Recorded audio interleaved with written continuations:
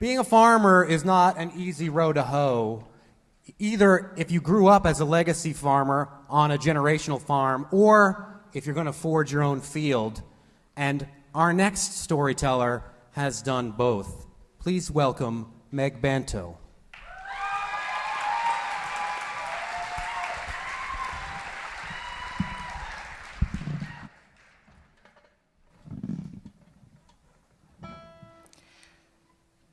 The thing I remember most about the stampede isn't the smell or the sight or the sound of 40 one-ton animals charging towards me.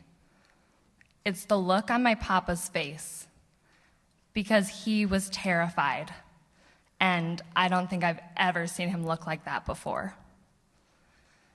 I was about 6 at the time, and my brother Zach was 4. My mom had taken us down to the meadow to visit my papa on the farm. See, I was lucky enough to grow up right across the street from my grandparents' dairy farm, so I got to go on walks like this all the time. Sometimes we would just go down and do something fun, like wiggle our toes in a warm, fresh cow pie. Thanks, Mom. But other times we would get to see something incredible, like a cow giving birth. And if something was going wrong and the calf was breech, Papa was in elbow deep fixing things. But this one time we were all together in the meadow next to a brook when this group of crows took off from the silage pit nearby, and they made this really loud noise on the tarp. And so that noise spooked the cows that were in the meadow next to us, and they started charging. And they were so scared that they went right through the barbed wire fence that separated us. So now there's a herd of cows and a wall of barbed wire headed right for us. So my mom took my brother down on the ground and she formed a human shield around him. And my papa scooped me up into his arms and literally ran for his life. In the chaos that followed, we all got some scratches, mostly from the barbed wire, and I still have scars on my leg from that day. But my brother had some barbed wire caught under his shirt, and he had horrible lacerations across his stomach.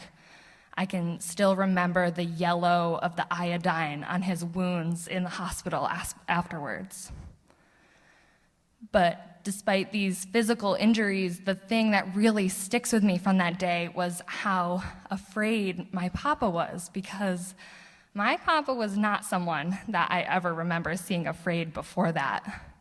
You know, it didn't matter what problem we were having on the farm. If Papa was there, everything was under control. Everything was going to be all right. When he passed away in 2013, he left a huge hole on the family, in the family and on the farm. And the 40-year dairy business that he ran with my Mimi was no longer viable. So my mom and my Mimi were left to figure out how to keep the hayfields mowed and how to pay the taxes every year. But luckily, my mom has more in common with my papa than maybe she'd like to admit. And I've watched in the last 5 years as she has taken on every problem that the farm has thrown at her. Just a couple of years ago, there was this goat on the farm that went into labor, and the kid was born with amniotic fluid in its lungs, so it was dying.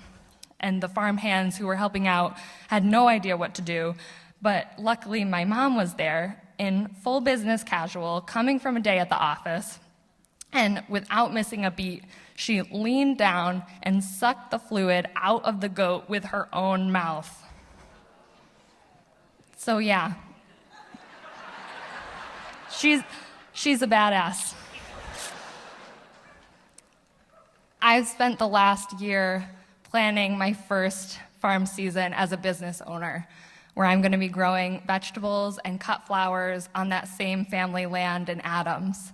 And from not getting the loan that we were hoping to get to the endless rain this season, it really hasn't taken me very long to realize that almost everything about farming is uncertain.